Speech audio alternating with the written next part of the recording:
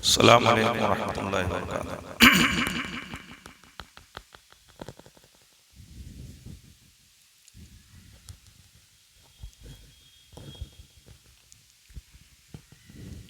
اعوذ باللہ من الشیطان الرجیم، بسم اللہ۔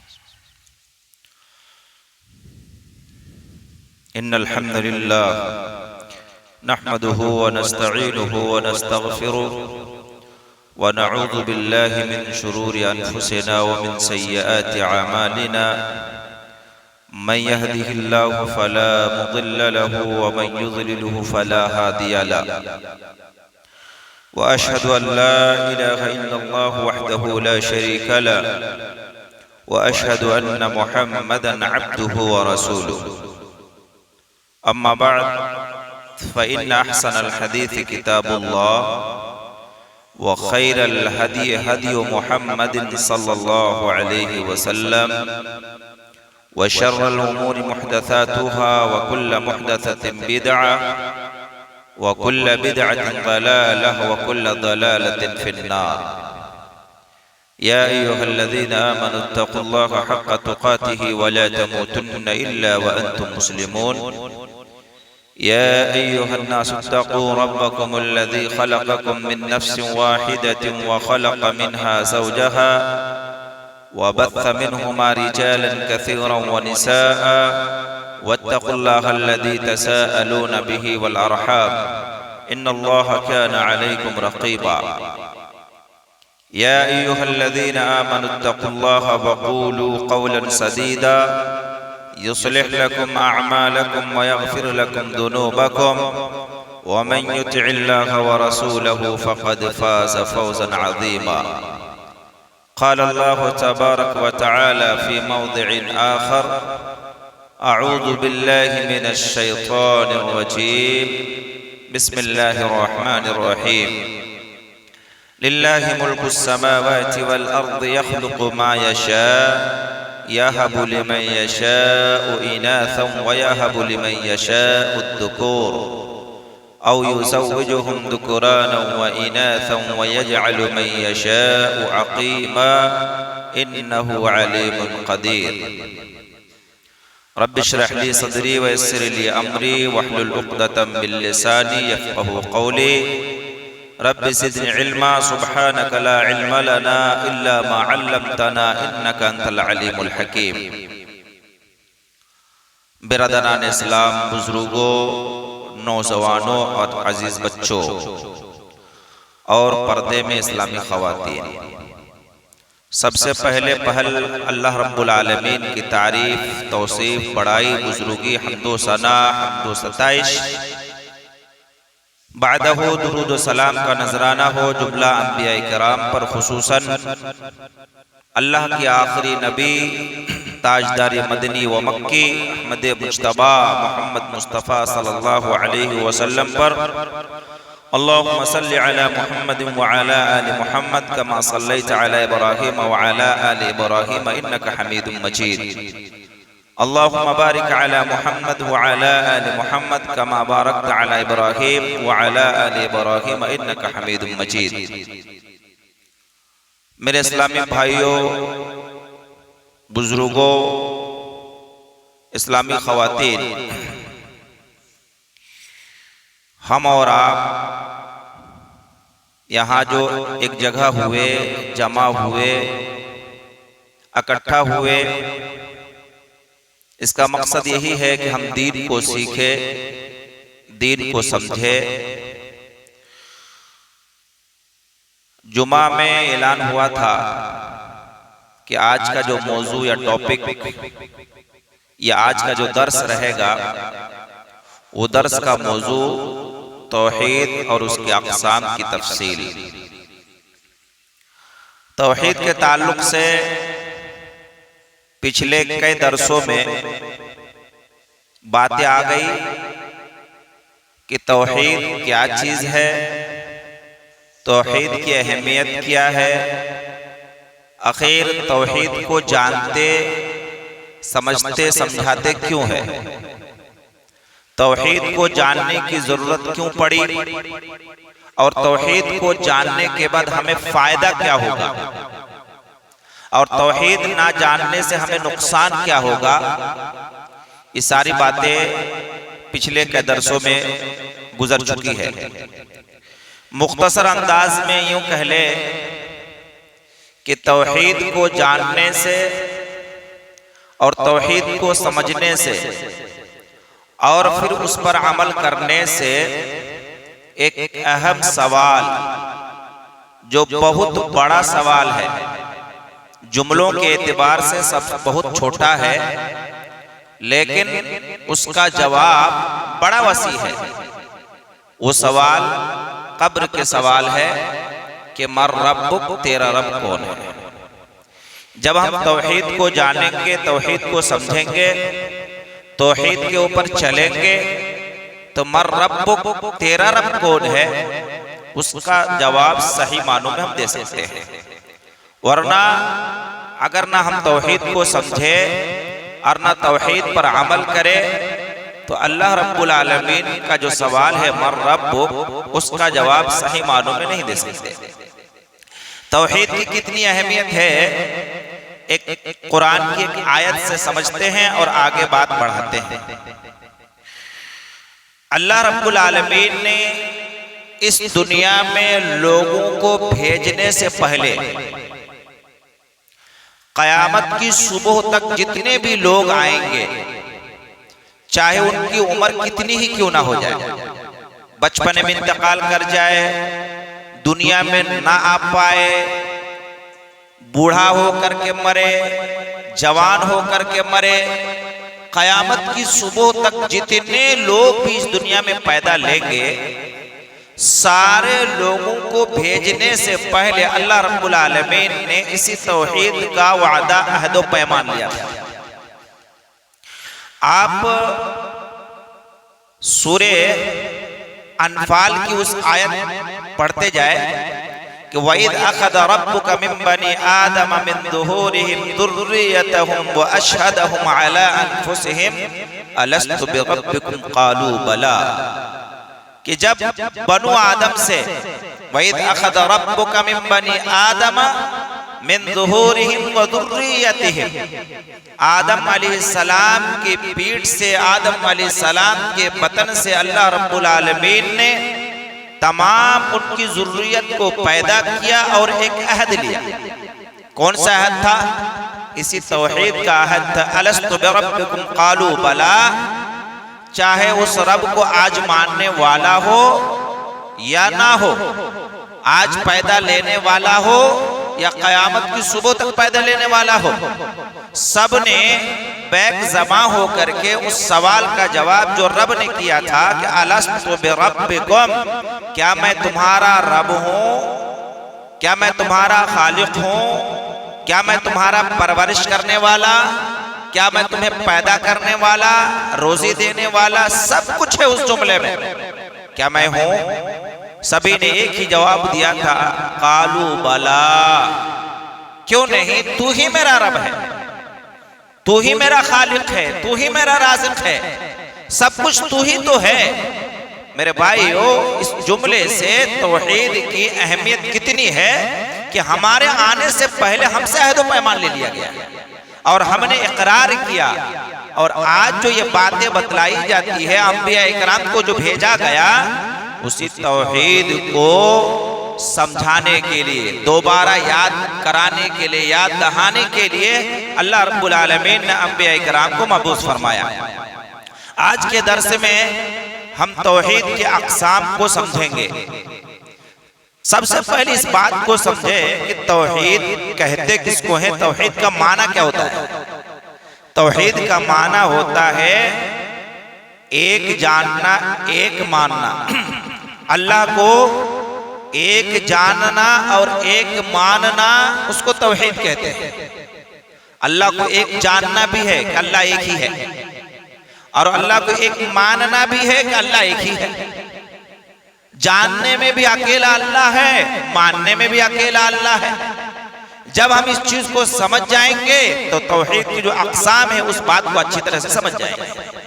تو آئیے چلتے ہیں کہ توحید جس کا معنی ہوتا ہے ایک جاننا اور ایک ماننا، اس کی کتنی قسمیں ہیں، یعنی اس کے کتنے پارٹس ہیں، اس کے کتنے اقسام ہیں، اس چیز کو آج کے درس میں انشاءاللہ قرآن و حدیث کی روشنی میں بیان کیا جائے گا۔ اللہ سے دعا کرے کہ اللہ رب العالمین مجھ گنہگار کو صحیح کہنے، آپ سب کو سننے، ہم سب کو اس پر عمل کرنے کی توفیق عطا فرمائے۔ توحید کی 3 قسمیں ہیں۔ اکثر و بیشتر الحمدللہ ہم لوگ جس چیز سے تعلق، جس جماعت سے تعلق رکھتے ہیں، ان میں سے بچہ بھی شاید میرے خیال سے جانتا ہے کہ توحید 3 طرح کا ہوتا ہے، یعنی توحید 3 طرح کے توحید ہوتے ہیں۔ نمبر 1 توحید ربوبیت، نمبر 2 توحید الوہیت، نمبر 3 توحید اسماء و صفات۔ آگے پیچھے بھی لوگ بیان کرتے ہیں توحید الوہیت، توحید ربوبیت، توحید اسماء و صفات۔ آئیے دیکھتے ہیں توحید ربوبیت کہتے کس کو ہے، توحید ربوبیت کی تعریف کیا ہے، توحید ربوبیت کو سمجھنے کی ضرورت کیوں پڑی۔ شیخ صالح بن عثیمین رحمہ اللہ علیہ اپنی تفسیر، ان کی تفسیر کی کتاب ہے، لکھتے ہیں کہ توحید ربوبیت کو سمجھنے کے لیے 3 چیزوں کا عقیدہ رکھنا یا 3 چیزوں کا جاننا بہت ضروری ہے۔ اگر کسی کے اندر وہ 3 چیزیں پائی جائیں تو توحید ربوبیت ہے۔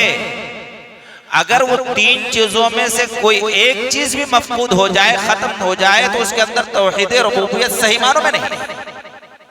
وہ 3 چیزیں جس کو جاننا اور سمجھنا، پھر اس پر عمل کرنا ہر فرد بشر، ہر مسلمان، ہر مومن کے لیے ضروری ہے۔ سب سے پہلی چیز یہ ہے کہ ہم اس بات کو پختہ یقین کے ساتھ، کامل یقین کے ساتھ جانیں کہ اللہ رب العالمین ہی خالق ہے،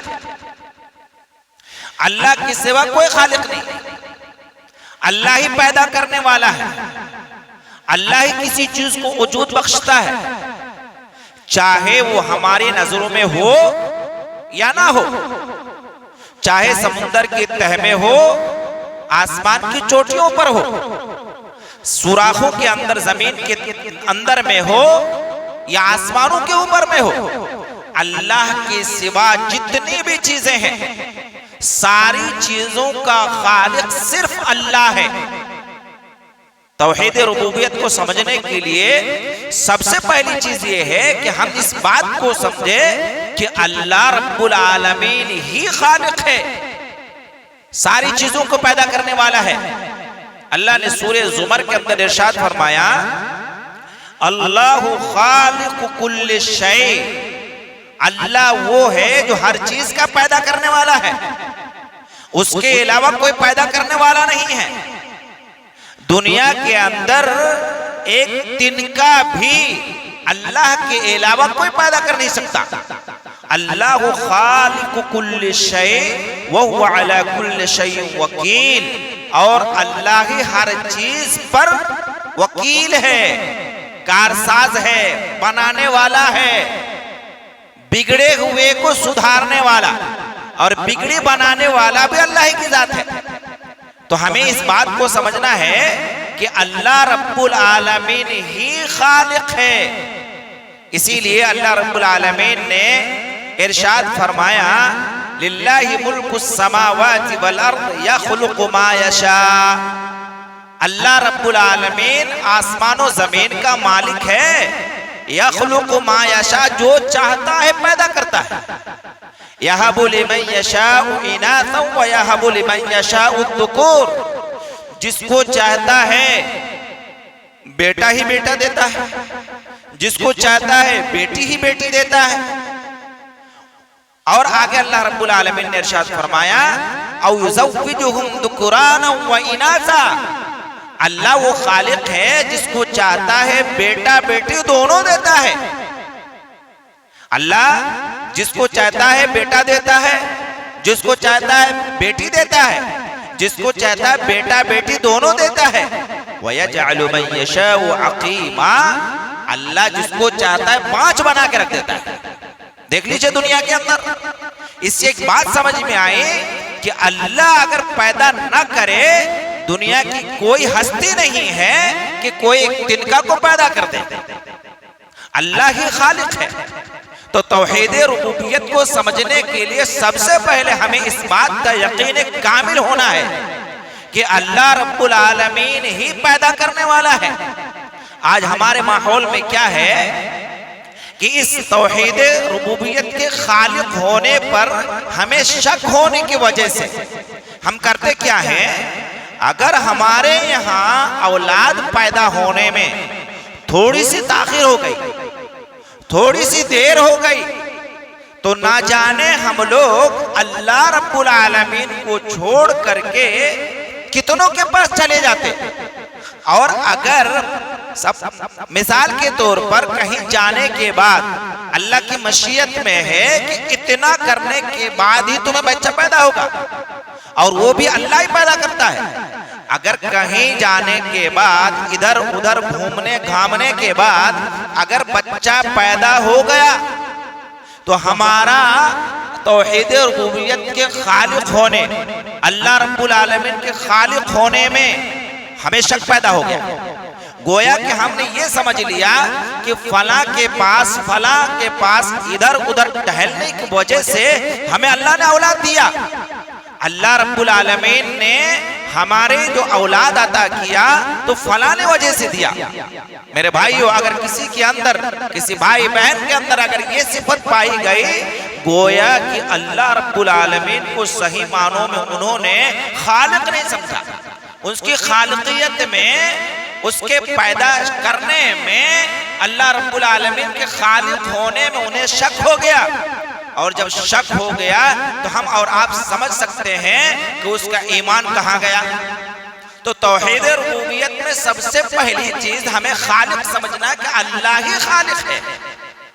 دوسری چیز توحید ربوبیت میں یہ ہے کہ اللہ رب العالمین ہی تمام چیزوں کا مالک ہے، ذرے ذرے کا مالک ہے، تنکا تنکا کا مالک ہے، ہم سامنے میں جو چیز دیکھ رہے ہیں اس کا بھی مالک ہے، ہمیں جو نظر نہیں آتا اس کا بھی مالک ہے۔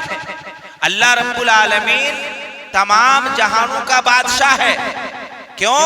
جب وہ خالق ہے، دنیا کا یہ فارمولا بھی ہے کہ جب کوئی انسان کسی چیز کو بناتا ہے، اس چیز کو بنا کر کے رکھتا ہے تو کل مختار، خود مختار، یا اس کا پورا اس پر دباؤ رہتا ہے، اس کی ملکیت میں رہتی ہے۔ ایک آدمی گھر بناتا ہے، اس گھر بنانے کے بعد جب تک اس کو دوسرے کے ہاتھ میں بیچتا نہیں تب تک اس کی پوری ملکیت رہتی ہے، اور جیسے ہی بیچ دیتا ہے جو خرید لیتا ہے اس کی ملکیت ہو جاتی ہے۔ تو جب اللہ رب العالمین نے تمام چیزوں کو پیدا کیا، خالق وہی ہے تو مالک بھی وہی ہے، کل مختار وہی ہے۔ اسی لیے اللہ رب العالمین نے سورہ مائدہ کے اندر ارشاد فرمایا، للہ ملک السماوات والارض وما فیہن، اللہ رب العالمین کے لیے ملکیت ہے، بادشاہت ہے، کن چیزوں میں؟ آسمانوں میں، زمینوں میں، وما فیہن، اور آسمان اور زمین کے بیچ میں جتنی بھی چیزیں ہیں، ساری چیزوں میں ملکیت صرف اللہ رب العالمین کو ہے۔ اللہ رب العالمین ہی مالک ہے، وَهُوَ عَلَى كُلِّ شَيْءٍ قَدِيرٌ، اور اللہ رب العالمین ہر چیز کا قدرت رکھنے والا ہے۔ آپ جب سورہ بقرہ پڑھتے ہیں تو سورہ بقرہ میں اخیر میں 2 آیت سے پہلے تیسرے آیت میں للہ ما فی السماوات وما فی الارض، کبھی غور کیا؟ اللہ رب العالمین کے لیے ہی ہے، یعنی اللہ رب العالمین ہی بادشاہ ہے، جو کچھ آسمانوں میں ہے، جو کچھ زمینوں میں ہے۔ للہ ما فی السماوات وما فی الارض، جو کچھ آسمانوں میں ہے، جو کچھ زمینوں میں ہے، ساری چیزوں کا مالک صرف اللہ ہے۔ جب تک ہم توحید ربوبیت میں اللہ رب العالمین کو تمام چیزوں کا ملکیت ثابت نہ کر دے، ہمارا توحید ربوبیت گڑبڑ ہے۔ ہم توحید ربوبیت میں دوسرے کو شریک کر رہے ہیں۔ اسی لیے دیکھیے گا کہ قیامت کا جب دن ہوگا، قیامت کے دن اللہ رب العالمین کیا سوال کرے گا معلوم؟ ہم جو سورہ فاتحہ پڑھتے ہیں، الحمدللہ رب العالمین الرحمن الرحیم مالک یوم الدین، وہ قیامت کا دن بھی اس کے بادشاہت، اس کی ملکیت بھی اللہ کو ہے، اللہ کے علاوہ کسی کو نہیں ہے۔ لمن الملک اليوم للہ الواحد القہار۔ آج کس کی بادشاہت ہے بھائی؟ آج کس کی بادشاہت اللہ پوچھے گا۔ آج دنیا میں جزئی اعتبار سے ایک ایک خطے کا، ایک ایک ملک کا، ایک ایک اسٹیٹ کا، ایک ایک جماعت کا، ایک ایک گروہ کا مالک ہے۔ اللہ اس دن پوچھے گا، ذرا بتاؤ، ایک بات بتاؤ، للہ لمن الملک اليوم، آج کس کی بادشاہت ہے؟ سب خاموش ہو جائیں گے۔ اللہ خود جواب دے گا، للہ الواحد القہار، بادشاہت اس اللہ کی ہے جو اکیلا ہے۔ اس بادشاہت میں، دنیا کی ملکیت میں، دنیا کی بادشاہت میں اللہ کا کوئی شریک نہیں ہے، اللہ کا کوئی ساتھی نہیں ہے، اللہ کا کوئی ساتھی نہیں ہے، اللہ کا کوئی پارٹنر نہیں ہے۔ اللہ خود جواب دے گا، للہ الواحد القہار، وہ اللہ کی بادشاہت ہے جو اکیلا ہے اور زبردست ہے، طاقت والا ہے۔ اس کی طاقت کے سامنے کسی کی طاقت نہیں چلے گی۔ اسی لیے توحید ربوبیت میں تیسری چیز جو یہ ہے کہ ہمیں اس بات کا پتہ ہونا چاہیے کہ اللہ رب العالمین ہی مالک ہے، اس کی ملکیت میں ذرہ برابر بھی کسی کا شریک نہیں ہے۔ تیسری چیز توحید ربوبیت میں کہ اللہ رب العالمین ہی مدبر ہے، تمام تصرفات کا اختیار صرف اللہ کو ہے۔ مدبر، تدبر کرنے والا، الٹ پھیر کرنے والا، رزق کس کو دینا اللہ کو معلوم، رزق کس کی کمی کرنا اللہ کو معلوم، کس کو بیٹا دینا اللہ کو معلوم، اور اللہ رب العالمین ہی کو معلوم کس کو دینا اور کس کو نہیں دینا۔ یہ آسمان و زمین جو نظام ہے، اس نظام کو کس انداز میں چلانا صرف اللہ کو معلوم۔ اسی لیے پیارے رسول صلی اللہ علیہ وسلم کی ایک حدیث آتی ہے کہ دنیا کا ایک پتا اللہ کی اجازت کے بغیر نہیں جھپکتا، نہیں ہلتا۔ ہوائیں کدھر چلانے اللہ کو معلوم، بارش کہاں برسانا اللہ کو معلوم۔ اللہ رب العالمین ہی کو معلوم ہے کہ ٹھنڈ کس موسم میں لانا ہے، گرمی کس موسم میں لانی ہے، سورج کی تپش کس انداز میں کرنا ہے۔ یہ ساری چیزیں اللہ کو معلوم ہے اور اللہ رب العالمین کی ہی اختیار میں ہیں۔ کوئی مریض ہے، بیمار ہے، اس کو شفا دینا اللہ کے حق میں ہے، اللہ ہی کی تدبر میں ہے۔ اللہ رب العالمین ہی بیمار کو شفا دیتا ہے، کب دینا اللہ کو معلوم، کب دینا ہے اللہ کو معلوم۔ کسی انسان کو کس بیماری میں لاحق کرنا اللہ کو معلوم، کس کی موت کب آئے گی اللہ کو معلوم، کہاں مرے گا اللہ کو معلوم۔ یہ سارے تدبرات ہیں، تصرفات ہیں، یہ تمام تدبرات، تصرفات صرف اللہ کے لیے ہمیں ثابت کرنا ہے۔ اسی لیے تدبر میں، مدبر میں توحید ربوبیت کی تیسری چیز ہے کہ اللہ رب العالمین ہی مدبر ہے، اللہ رب العالمین ہی متصرف ہے۔ اللہ رب العالمین نے سورہ سجدہ کے اندر ارشاد فرمایا، یدبر الامر من السماء الى الارض، آسمان سے لے کر زمین تک تمام تدبرات کرنے والا کون ہے؟ وہ اللہ ہے۔ یدبر الامر من السماء والارض، تمام معاملوں کا آسمان سے لے کر زمین تک تدبر کرنے والی ذات اللہ کی ہے۔ اسی لیے ہمیں توحید ربوبیت میں ان تین چیزوں کو بدرجہ عدم سمجھنا ہے۔ اللہ رب العالمین نے ارشاد فرمایا سورہ روم کے اندر، اللہ الذی خلقکم، اللہ وہ ہے جس نے تمہیں پیدا کیا، پیدا اپنے آپ نہیں ہو گیا، اللہ نے پیدا کیا۔ ثم رزقکم، پھر وہ اللہ تم کو پیدا کر کے ایسے چھوڑ نہیں دیا، اس اللہ نے تمہیں رزق دیا ہے، روزی روٹی کا بندوبست کیا ہے، چاہے وہ کسی بھی ذریعہ سے ہو، اللہ رب العالمین ہی ذریعہ پیدا کرنے والا ہے۔ اسی لئے کہا جاتا اللہ ہی مسبب الاسباب ہے۔ یہ جو ہم کاروبار کر رہے ہیں، کام کر رہے ہیں، مت سمجھئے گا کہ بس اس کی وجہ سے۔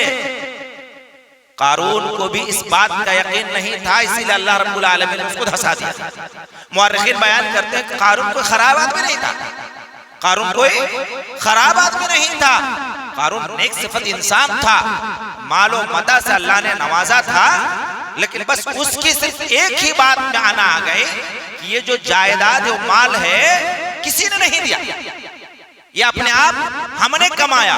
آج ہم لوگوں کیا ہے نا، ہم نے کیا، لفظ ہم، میں نے کیا، میرے بھائیوں، میں نے اور ہم نے، یہ سارے کے سارے شرکیہ جملوں میں شامل ہوتا ہے۔ میں نے، ہم نے، انا۔ اللہ کو یہ بات ناپسند آئی کہ اچھا تمہارے وجہ سے دینے والا کوئی نہیں۔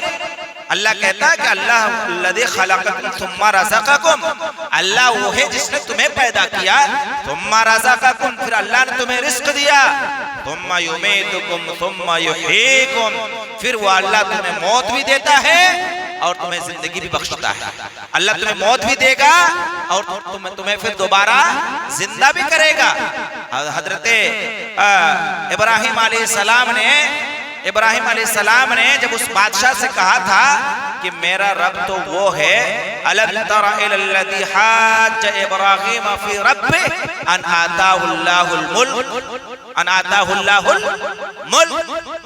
جب بادشاہ سے حضرت ابراہیم علیہ السلام کی اللہ رب العالمین کے بارے میں لڑائی جھگڑا ہونے لگا، بحث حجت ہونے لگی، تو ابراہیم علیہ السلام نے کہا کہ اچھا بات بتاؤ، ربی الذی یحیی و یمیت، میرا رب وہ ہے جو زندہ بھی کرتا ہے اور موت بھی دیتا ہے۔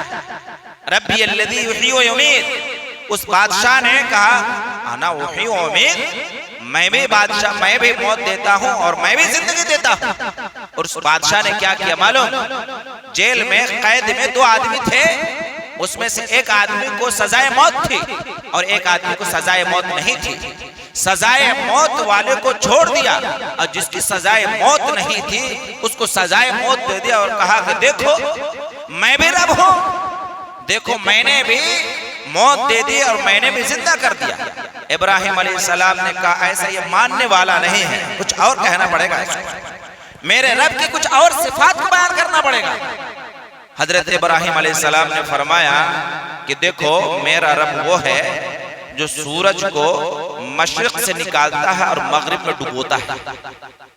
میرا رب وہ ہے جو سورج کو مشرق سے نکالتا ہے اور مغرب میں ڈبوتا ہے۔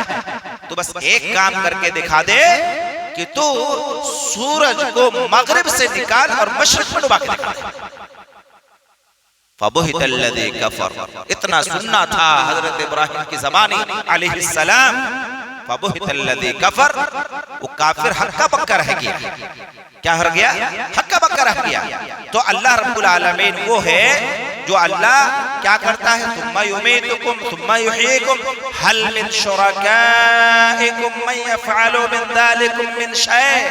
اور اس بات کو کان کھول کر کے سن لو کہ هَلْ مِنْ شُرَكَائِكُمْ مَنْ يَفْعَلُ مِنْ ذَلِكُمْ مِنْ شَيْءٍ، کیا تمہارے شرکاء، تمہارے جس کو تم اللہ کا شریک ٹھہراتے ہو، اللہ کے علاوہ مانتے ہو، ان میں سے کوئی ایسا بھی ہے جو ان تمام کاموں میں سے کوئی ایک کام کر کے دکھا دے؟ اللہ تو وہ ہے جو رزق دیتا ہے، پیدا کیا ہے، موت دیتا ہے، زندگی عطا کرتا ہے۔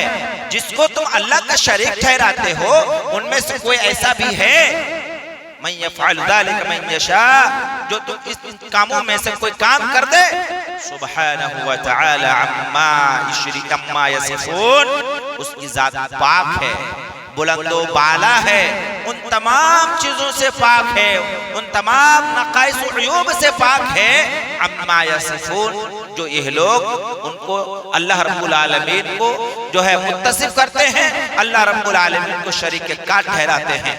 اسی طرح سورہ انعام میں اللہ رب العالمین نے ارشاد فرمایا، بڑا غور کرنے کی بات ہے، وَإِن يَمْسَسْكَ اللَّهُ بِضُرٍّ فَلَا كَاشِفَ لَهُ وَإِن يَمْسَسْكَ اللَّهُ بِضُرٍّ فَلَا كَاشِفَ لَهُ، اللہ وہ ہے جب کسی کو کوئی نقصان پہنچ جائے، فَلَا كَاشِفَ لَهُ إِلَّا هُوَ، اللہ کے سوا کوئی نہیں ہے جو اس کے نقصان کو ذرہ برابر بھی ختم کر سکے، ذرہ برابر بھی ختم کر سکے۔ وَإِن يَمْسَسْكَ بِخَيْرٍ فَهُوَ عَلَى كُلِّ شَيْءٍ قَدِيرٌ، اور اس بات کو بھی یاد رکھنا، یہ تمام بھلائیاں صرف اللہ رب العالمین کی جانب سے ہے، وَهُوَ عَلَى كُلِّ شَيْءٍ قَدِيرٌ، اللہ رب العالمین ہر چیز پر قدرت رکھنے والا ہے۔ اسی طرح سے اللہ رب العالمین نے سورہ فاطر کے اندر ارشاد فرمایا، یولج اللیل فی النہار ویولج النہار فی اللیل، اللہ ہی تو ہے جو رات کے بعد دن اور دن کے بعد رات کو لاتا ہے، ایک سیکنڈ بھی دیر نہیں ہوتی، جو وقت مقرر ہے رات کا آنا اتنے ٹائم میں آئے گی رات، دن اتنے ٹائم میں آئے گا، جو وقت مقرر ہے اس مقررہ وقت سے ایک سیکنڈ بھی ادھر سے ادھر نہیں ہوتا۔ اللہ کہتا ہے یولج اللیل فی النہار ویولج النہار فی اللیل وسخر الشمس والقمر، اللہ وہ ہے جس نے سورج اور چاند کو مسخر کیا ہے، اس کو ایک وقت مقرر باندھ دیا ہے، اس کی جگہ متعین کر دی ہے، کل یجری لاجل مسمى، ہر چیز وقت مقررہ پر چلتی ہے، ذالکم اللہ ربکم لہ الملک، دیکھو وہ اللہ تمہارا رب ہے، وہ اللہ کون ہے جو یہ تمام کام کو انجام دیتا ہے، جس کے حکم سے یہ تمام کام سر انجام پاتے ہیں، وہ اللہ تمہارا رب ہے، تمہارا رب ہے، لہ الملک، اور اسی کی بادشاہت ہے، اس کی بادشاہت میں کوئی شریک نہیں ہے، والذین تدعون من دونہ ما یملکون من قطمیر، اور ایک بات یہ بھی یاد رکھو، جس کو تم اللہ کے سوا پکارتے ہو، اللہ کے سوا عبادت کرتے ہو، اللہ کے سوا بلاتے ہو، مانتے ہو،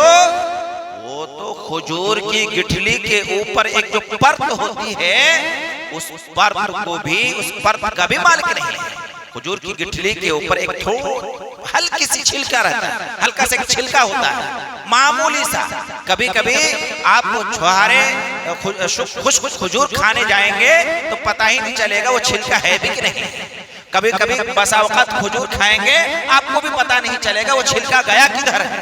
اللہ کہتا ہے والذین تدعون من دونہ ما یملکون من قطمیر، اس چھلکے کا بھی مالک نہیں ہے، اس چھلکے کا بھی مالک نہیں ہے۔ اسی لیے ہمیں توحید ربوبیت کو سمجھنے کے لیے ہمیں ان تین چیزوں کی ضرورت ہے، اور ہمیں ان تین چیزوں کا بدرجہ عدم علم ہونا ہے کہ اللہ رب العالمین ہی خالق ہے، اللہ کی مشیت اور منشا کے مطابق ہی پیدا ہوتا ہے، اپنے آپ کوئی چیز نہیں ہوتی۔ اس لیے میرے بھائیو، آپ کو واقعہ میں نے سنایا تھا اس سے پہلے بھی امام حنیفہ رحمہ اللہ علیہ کا، کہ دہریہ قسم کے لوگ کہا کرتے تھے کہ سب چیز اپنے آپ ہوتا ہے، سب چیز اپنے آپ ہوتا ہے، کوئی اس کا کرنے والا نہیں، کوئی پیدا کرنے والا نہیں، کوئی کچھ کرنے والا نہیں۔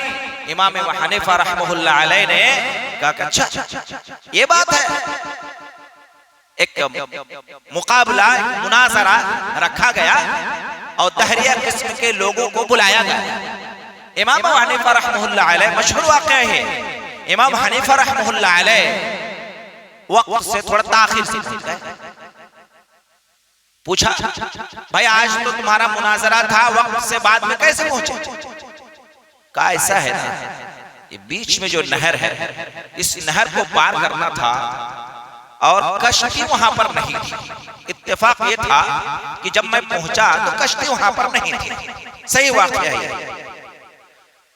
کہ تب کیا ہوا کہ میں کھڑا تھا، ایک پیڑ کو دیکھا، وہ اپنے آپ کٹ کر کے گر گیا، اور اپنے آپ کٹ کے گرنے کے بعد اپنے آپ اس کے پٹرے وٹرے لکڑی بن گئے، اور لکڑی وکڑی بننے کے بعد اپنے آپ کشتی بن گئی، اور اپنے آپ میں اس پر بیٹھا اور اپنے آپ میں آپ کے پاس پہنچ گئی، اسے لیٹ ہوا۔ دہریہ لوگوں نے کہا کہ بیوقوف بناتے ہو، پاگل بناتے ہو، اپنے آپ کے اب اتنا بڑا پیڑ کٹ سکتا ہے؟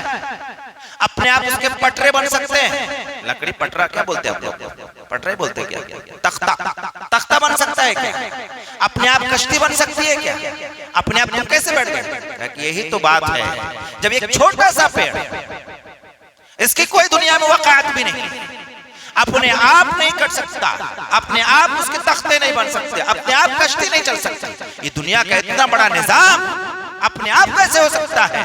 ضرور اس کا کوئی خالق ہے، ضرور کوئی اس کا مالک ہے. اور میرے بھائیو، حضرت ابراہیم علیہ السلام کا واقعہ جب پڑھتے جائیں گے تو ابراہیم علیہ السلام نے انہی سب چیزوں کو دیکھا تھا. سورج آیا، چاند آیا، ستارے آئے، سب جب ڈوب گئے کہ نہیں، یہ نہیں ہو سکتا ہے. انی وجہت وجہی للذی فطر السماوات والارض، میرا چہرہ میں اپنے آپ کو اس رب کی طرف، اس ذات کی طرف کرتا ہوں، ان تمام چیزوں کو پیدا کرنے والا، آسمانوں کو پیدا کرنے والا، زمینوں کو پیدا کرنے والا، آسمان و زمین کے بیچ کی جتنی بھی چیزیں ہیں تمام چیزوں کو پیدا کرنے والا، سورج کو پیدا کرنے والا، چاند کو پیدا کرنے والا، یہ ستاروں کو پیدا کرنے والا، وہ میرا رب ہے. اور آپ کو یہ بھی یاد ہونا چاہیے کہ جب اصحاب کہف کی جب بات آئی تھی نا وہ نوجوانوں کا، اس نوجوانوں نے بھی یہ کہا تھا، ربنا رب السماوات والارض، ہمارا رب وہ رب ہے جو آسمان و زمینوں کا رب ہے اور تمام چیزوں کو پیدا کرنے والا ہے. ہمارا رب بھی ہے، تمہارا رب بھی ہے، آسمان و زمینوں کا رب ہے، تم ہمارا رب نہیں ہو سکتے. اسی لیے توحید ربوبیت کو اچھا انداز میں سمجھیے. توحید ربوبیت کو نہ سمجھنے کی وجہ سے ہم جو کاروبار کر رہے ہیں اس کو رب بنا بیٹھے ہیں، اس میں ہمارا شک ہو گیا. جو کام کر رہے ہیں سوچ رہے ہیں رزق دینے والا یہی ہے، ہم اگر کام نہ کریں رزق نہیں ملنے والا، ہمارا کام بند ہو گیا رزق نہیں ملنے والا. میرے بھائیوں، رزق دینے والی ذات اللہ ہے، اللہ کے سوا کوئی رزق دے نہیں سکتا.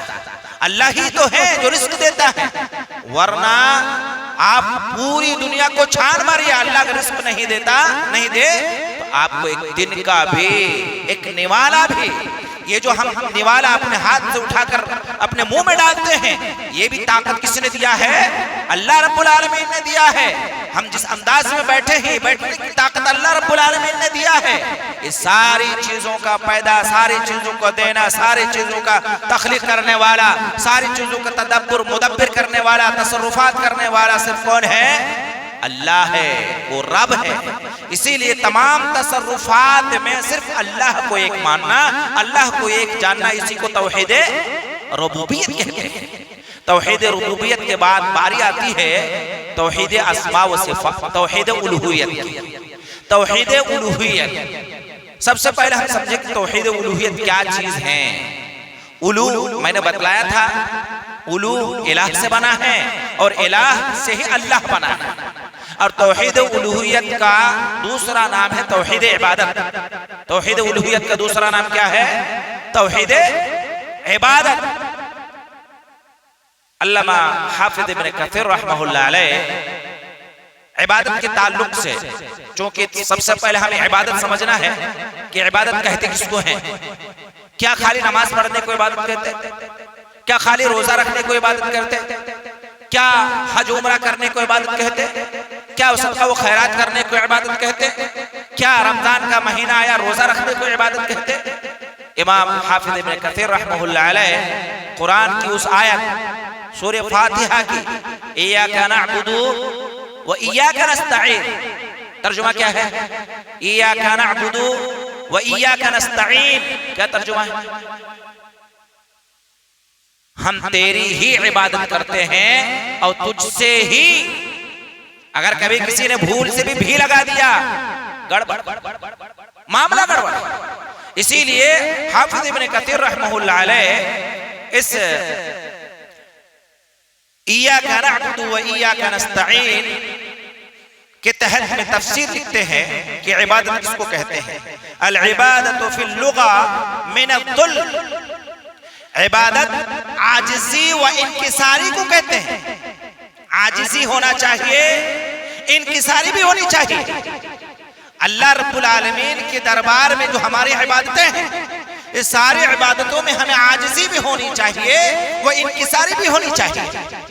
اسی لیے سورہ مومن کی جو آیت ہے سورہ مومنون کی، قد افلح المؤمنون الذین هم فی صلاتهم خاشعون، کہ مومن حقیقی معنوں میں کامیاب وہ ہو گئے جن کی نماز میں عاجزی و انکساری ہو۔ خشوع و خضوع کیا ہے؟ عاجزی و انکساری۔ ایک بندہ جب سجدے میں جاتا ہے اس کے دل و دماغ میں ایک بات بیٹھنی چاہیے، کیا؟ کہ اللہ آخری حد پار کر کے تیرے سامنے میں گر رہا، تیرے سوا کسی کو یہ سر جھکنے والا نہیں ہے، آخری ہے، بس تیرے سامنے میرا سر جھکا ہوا ہے۔ سبحان ربی العالی پڑھتے جائے، اپنے آپ دل و دماغ میں بیٹھاتے جائے، سبحان ربی العالی، میرا سر نیچے ہے، اے رب تیری ذات پاک ہے، تو اعلیٰ و عرفہ ہے، بلند و بالا ہے۔ جب انسان رکوع میں جاتا ہے تو رکوع میں جب کہتا ہے سبحان ربی العظیم تو دل و دماغ میں بیٹھائے، اے رب تیرے سامنے میں جھک گیا، تیرے حکم کے مطابق جھک گیا، اور تو وہ ہے سبحان ربی، میرا رب وہ ہے جو پاک ہے تمام نقائص سے، وہ کسی کے سامنے نہیں جھکتا، اس کے سامنے سب جھکتے ہیں، اور وہی لائق ہے جس کے سامنے جھکا جائے، اس کے علاوہ کوئی نہیں ہے جس کے سامنے جھکا جائے۔ جھکنے کے لائق، جھکنے کے لائق اگر کوئی ہے جس کے سامنے جھکا جائے وہ صرف اللہ کی ذات ہے۔ اسی لیے توحید کی یعنی عبادت کی علامہ حافظ ابن کثیر رحمہ اللہ علیہ نے تعریف کی ہے کہ العبادت فی اللغہ من الذل، یعنی عاجزی و انکساری کرنا، اور علامہ ابن تیمیہ رحمہ اللہ علیہ نے بڑی جامع تعریف کی ہے۔ محدثین نے، علماء نے، اسلاف نے، بڑے بڑے علماء نے، کبار علماء نے اس تعریف کو بڑا جامع مانا ہے۔ وہ جامع تعریف کیا ہے ہمیں سننا چاہیے اور ہمیں یاد بھی رکھنا چاہیے۔ آج ہم لوگوں کے ہاں بڑا فلسفہ چل گیا کہ ادھر سے سنے، ادھر سے دائیں سے سنے، بائیں سے نکال دیے۔ ابھی سننے کے بعد چند منٹوں کے بعد اگر کسی سے پوچھ لیا جائے کہ توحید ربوبیت میں کتنے چیزوں کی جاننے کی ہمیں ضرورت ہے، کہہ کہ بھول گیا، سنا تو تھا لیکن یاد نہیں ہے۔ اتنے یادداشت دین کے معاملے میں کمزور ہے، دینی باتوں کو یاد کرنے میں ہمارا میموری اتنا کمزور ہے، لیکن دوسری باتوں کو کبھی بھولتا نہیں ہو، کاروبار کو نہیں بھولتا، لین دین کو نہیں بھولتا، دوسری چیزوں کو نہیں بھولتا، لیکن دین کی بات جب بھی آتی ہے بھول گئے سر، ہمیں یاد نہیں۔ بہرحال علامہ ابن تیمیہ رحمہ اللہ علیہ عبادت کی تعریف کرتے ہیں، العبادت ہی اسم جامع لکل ما یحبہ اللہ ویرضاہ من الاقوال والاعمال الظاہرۃ والباطنہ، کہ عبادت اس چیز کا نام ہے چاہے وہ زبانی طور پر ادا کیا جائے، من الاقوال والظاہر والباطنہ، چاہے وہ زبان سے ادا کیا جائے یا ہاتھ پیر اعضاء و جوارح سے اس کو کر کے دکھایا جائے، چاہے دل میں اس چیز کا وسوسہ آ جائے، جیسے کسی کے بارے میں حسن جن رکھنا، کسی کے بارے میں اچھا گمان رکھنا، کسی عمل کے بارے میں اپنے دل میں ٹھاننا کہ میں یہ عبادت کروں گا، اللہ اس حسن زن اور اس ارادہ، اس نیک نیت کی وجہ سے اللہ ہمارے رجسٹر میں نیک لکھتا ہے۔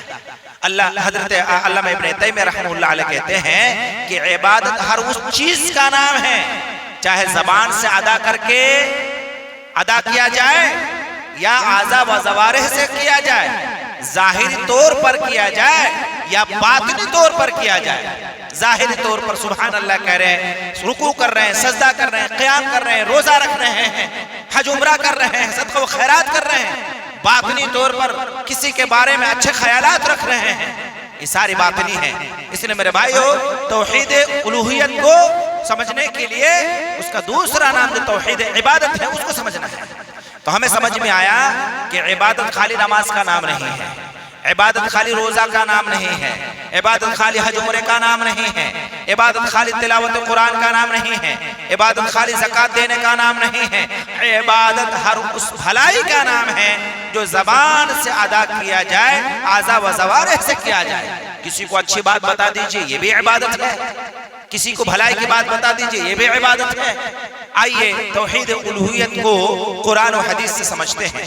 اللہ رب العالمین نے توحید الوہیت کو یعنی توحید عبادت کو سورہ ذاریات میں بیان فرمایا اور مشہور آیت ہے، اور ہم کو لگتا ہے کہ الحمدللہ جو لوگ قرآن پڑھتے ہیں، قرآن کی تلاوت کرتے ہیں، ان لوگوں کو اکثر و بیشتر لوگوں کو یاد ہے، چھوٹی سی آیت ہے، وَمَا خَلَقْتُ الْجِنَّ وَالْإِنسَ إِلَّا لِيَعْبُدُونِ، ہم نے جن اور انسان کو صرف اپنے عبادت کے لیے، کسی اور کے لیے نہیں، صرف اپنی عبادت کے لیے پیدا کیا ہے، دوسری کی عبادت کے لیے نہیں پیدا کیا ہے، صرف اپنی عبادت کے لیے پیدا کیا ہے جن اور انسان کو۔ اس لیے میرے بھائیو ہمیں سوچنا ہے کہ جب ہم کو رب نے اس کی عبادت کے لیے پیدا کیا ہے، دوسری کی عبادت کے لیے نہیں پیدا کیا ہے، تو اس کی عبادت میں کسی کو شریک نہ کرے۔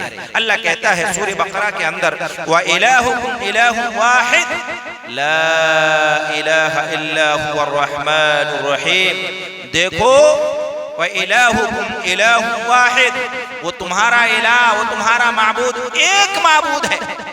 اور معبود کا معنی میں نے بتلایا تھا، معبود کیا معنی معبود کا بھائی؟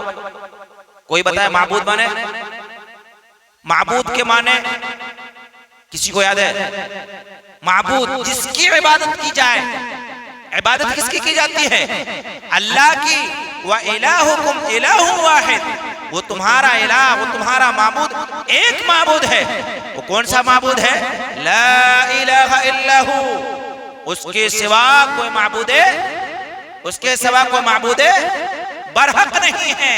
وہ الہ برحق ہے، الہ معبود ہے، وہ اللہ معبود برحق ہے۔ وہ الرحمن الرحیم، وہ رحمان ہے، نہایت رحم کرنے والا ہے، رحیم ہے، مہربان ہے۔ سورہ بقرہ پڑھتے جائیے، دوسرے رکوع کے بعد تیسرا رکوع جب شروع ہوتا ہے اب کیا پڑھتے؟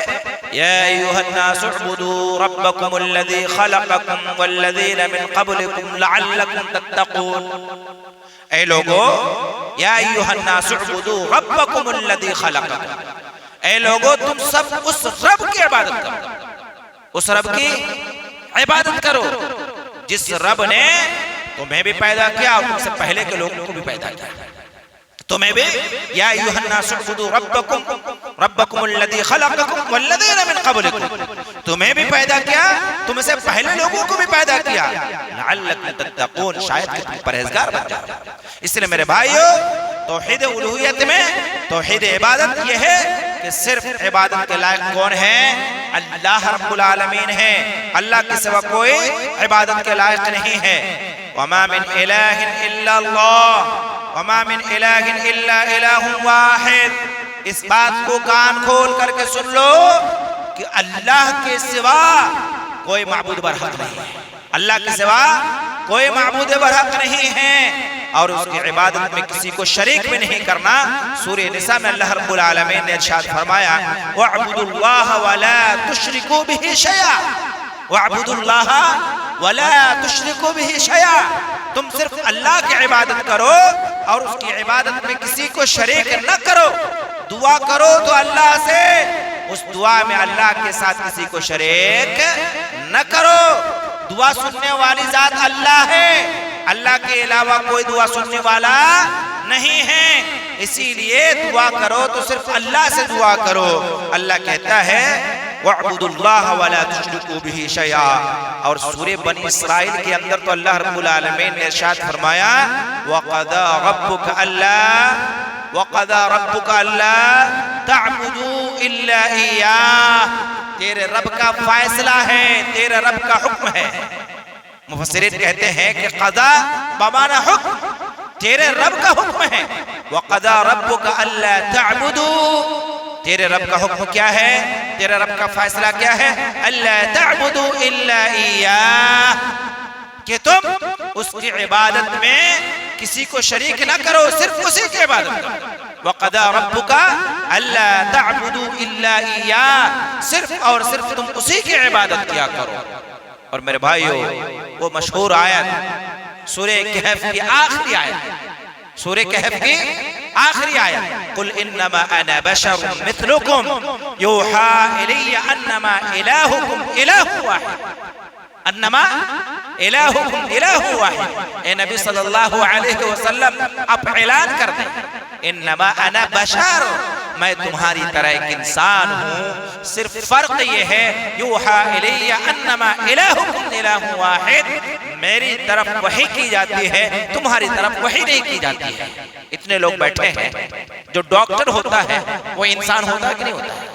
اس کو ڈاکٹریت کے علم ہے، اسے ڈاکٹریت کے علم ہے، اسی لیے وہ ڈاکٹر ہے، لیکن انسان تو ہے۔ اسی طرح سے اللہ کے رسول صلی اللہ علیہ وسلم کی زبان کہلائی گئی، کہہ دو انما انا بشر، میں تمہاری طرح انسان ہوں، یوحا الی انما الہکم الہ واحد، میری طرف اس بات کی وحی کی گئی انما الہکم الہ واحد، کہ تمہارا معبود صرف ایک معبود ہے۔ فمن کان یرجو لقاء ربہ، پس جو شخص اس بات کا یقین رکھتا ہے، امید رکھتا ہے، اور ہر مسلمان اس بات پر یقین اور امید ہے کہ اللہ رب العالمین سے اس کی ملاقات ہونی ہے، اللہ سے اسے ملنا ہے۔ فمن کان یرجو لقاء ربہ فلیعمل عملا صالحا ولا یشرک بعبادت ربہ احدا۔ اس شخص کو چاہیے، جو شخص اپنے رب سے ملاقات کرنا چاہتا ہے، جس کو امید ہے کہ اس کے رب سے اس کی ملاقات ہوگی، اس کے مڑ بھیڑ ہوگی، اللہ کے سامنے جانا ہے، جس کو امید ہے فمن یعمل عملا صالحا، اس شخص کو چاہیے کہ نیک عمل کرے، ولا یشرک، اس نیک عمل میں ولا یشرک بعبادت ربہ احدا، اور اپنے رب کی عبادت میں کسی کو ذرہ برابر بھی شریک نہ کرے۔ قرآن مجید میں اللہ رب العالمین نے دو طرح کے جملہ دہرایا ہے، ایک شیعہ کا لفظ، دوسرا احدہ کا لفظ۔ اس میں بہت بڑا پوائنٹ ہے، اس میں غور کیجئے گا۔ شیعہ اور احدہ، شیعن اور احدہ دو لفظ استعمال ہوئے۔ شیعن مانے چیز، شیعن مانے کوئی بھی چیز، احدن مانے کوئی ایک۔ شیعن سے مراد وہ چیزیں ہیں جس کے اندر عقل نہیں، جیسے پتھر، شجر، پیڑ پودے، پانی وغیرہ وغیرہ، یا انسان کے علاوہ جتنے بھی چیزیں ہیں غیر عقل ہے، اس کو عقل ہے۔ جانوروں کو عقل ہے، چرندوں کو عقل ہے، پرندوں کو عقل ہے، نہیں ہے۔ کہنے کا مطلب یہ ہے شیئن، انسان کے علاوہ بھی کسی کو شریک نہیں کرنا، اور انسانوں کو بھی کسی کو شریک نہیں کرنا۔ وَلَا يُشْرِكْ بِعِبَادَةِ رَبِّهِ أَحَدًا، کہ تم انسانوں میں بھی کسی کو شریک نہیں کرنا۔ اور شیئن کہہ کر کے اللہ رب العالمین نے تمام چیزوں کی نفی کر دی، کہ اللہ انسانوں کے علاوہ بھی جتنی بھی چیزیں ہیں ان میں سے کسی کو بھی تو اللہ کا شریک مت ٹھہرا دے، کیونکہ اللہ ایک ہے تمام عبادات و ریاضت میں۔ اسی لیے میرے بھائیو ہمیں ضرورت ہے اس بات کی کہ ہم اس بات کو سمجھے کہ توحید الوہیت کیا چیز ہے۔ آگے اللہ رب العالمین ارشاد فرماتا ہے وَمَا أَرْسَلْنَا مِن قَبْلِكَ مِن رَسُولٍ وَمَا أَرْسَلْنَا مِن قَبْلِكَ مِن رَسُولٍ إِلَّا نُوحِي إِلَيْهِ أَنَّهُ لَا إِلَهَ إِلَّا أَنَا فَاعْبُدُونِ۔ ہم نے تیری طرف بھی وحی کی، اور تجھ سے پہلے جو رسول ہم نے بھیجا اس کی طرف بھی وحی کی۔ کس بات کی وحی کی؟ إِلَّا نُوحِي إِلَيْهِ أَنَّهُ لَا إِلَهَ إِلَّا أَنَا فَاعْبُدُونِ۔ اس ذات کے علاوہ، اس رب کے علاوہ کوئی معبود برحق نہیں ہے، لہٰذا فَاعْبُدُونِ، تم میری ہی عبادت کرو۔ میرے علاوہ جب کوئی رب نہیں، میرے علاوہ جب کوئی معبود نہیں، کوئی معبود برحق نہیں، کوئی الہ نہیں، تو کیا کرنا چاہیے؟ صرف میری ہی عبادت کرنا چاہیے۔ اللہ کہتا ہے کہ صرف میری ہی عبادت کرنا چاہیے۔ اللہ کہتا ہے فَلَا تَدْعُ مَعَ اللَّهِ إِلَٰهًا آخَرَ فَتَكُونَ مِنَ الْمُعَذَّبِينَ، تم لوگ اللہ کے علاوہ کسی دوسرے کو مت پکارا کرو، اگر پکارو گے تو عذاب دینے والوں میں سے ہو جاؤ گے، جس کو کہ عذاب دیا جائے گا۔ اس لئے میرے بھائیو توحید الوہیت کو ہم کے سمجھنے کی ضرورت ہے۔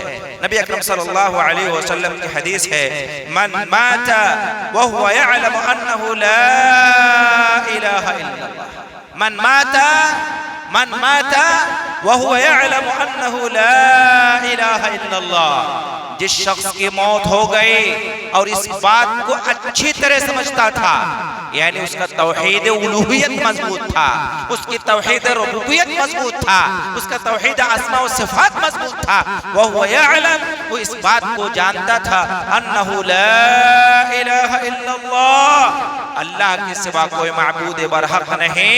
پیارے حبیب صلی اللہ علیہ وسلم نے ہمیں سنایا دخل الجنہ، وہ شخص جنت میں چلا جائے گا۔ وہ شخص کہاں جائے گا؟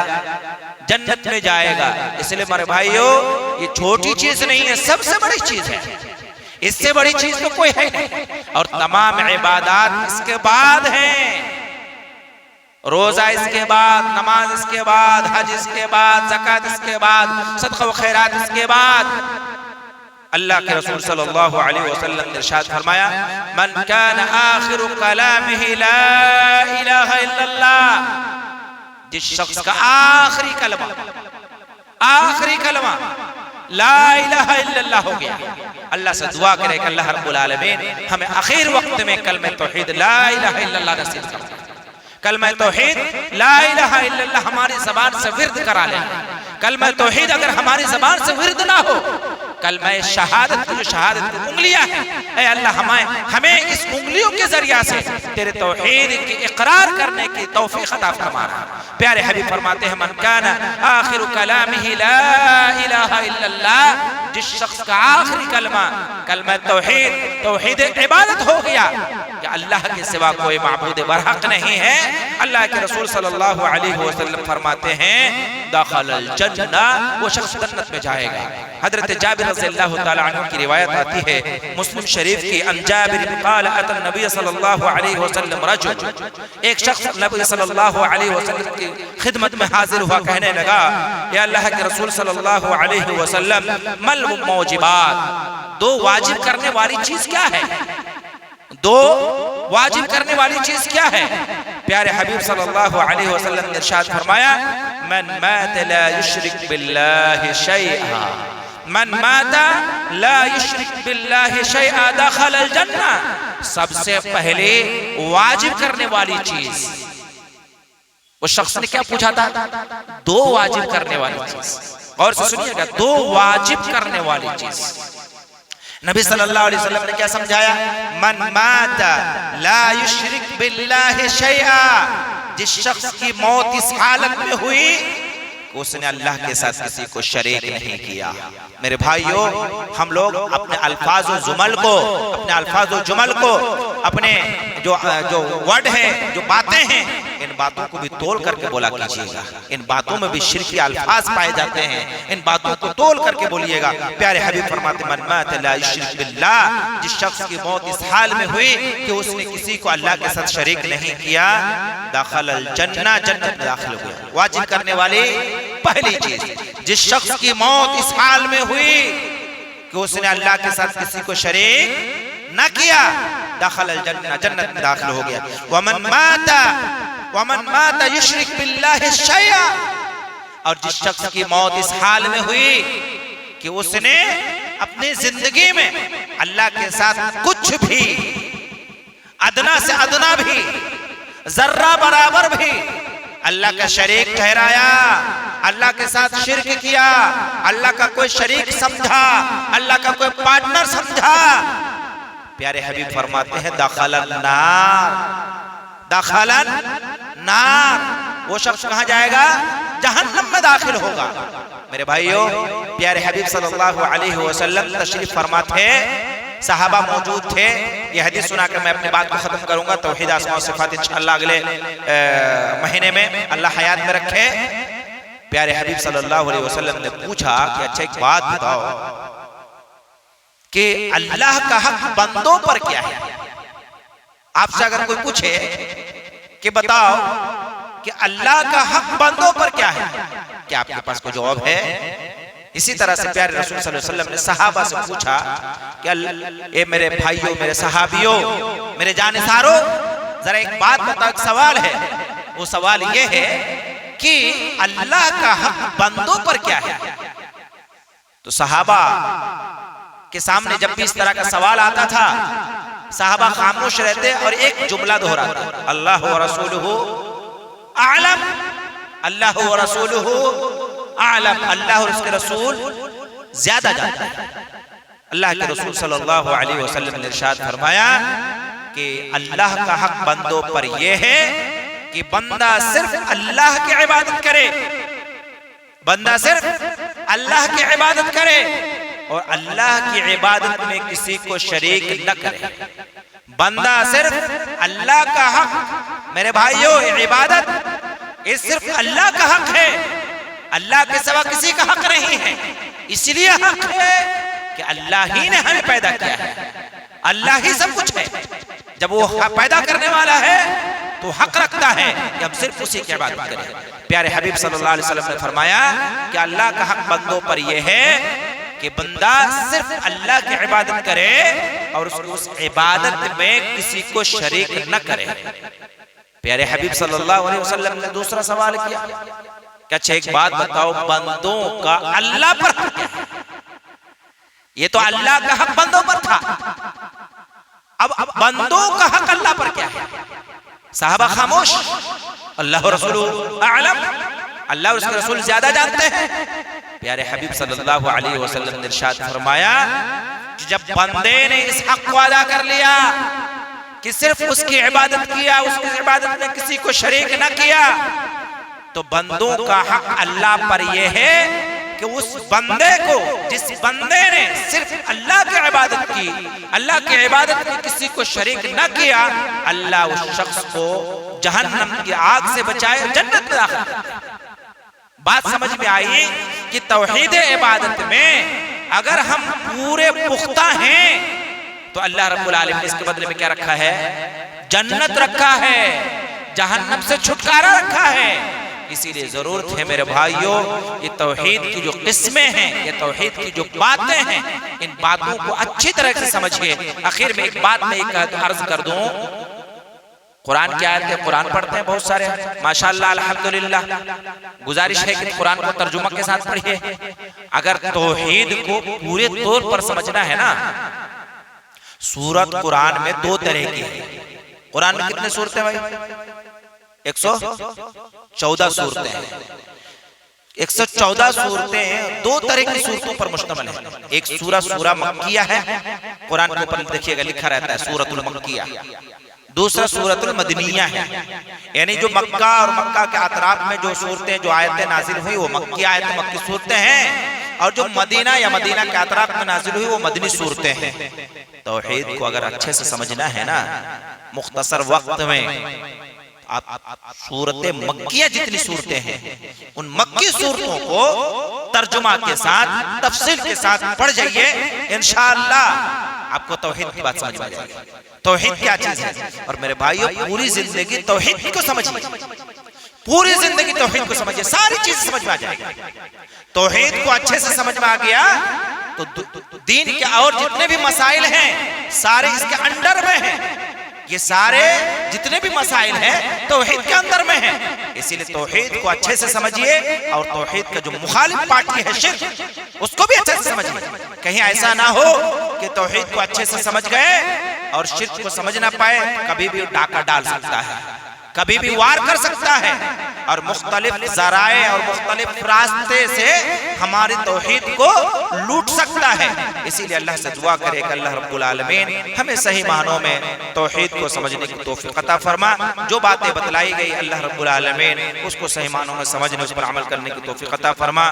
آمین۔ اقول قولی ھذا استغفر اللہ لی ولکم ولسائر المسلمین واستغفروہ انہ الغفور الرحیم۔ خواتین اپنی جگہ بیٹھے رہیں، انشاءاللہ کچھ خورد و نوش کا انتظام کیا گیا ہے۔ اللہ سے دعا کرے کہ اللہ رب العالمین ہمیں کہنے سننے سے زیادہ عمل کرنے کی توفیق عطا فرما۔ آمین۔ السلام علیکم ورحمۃ اللہ۔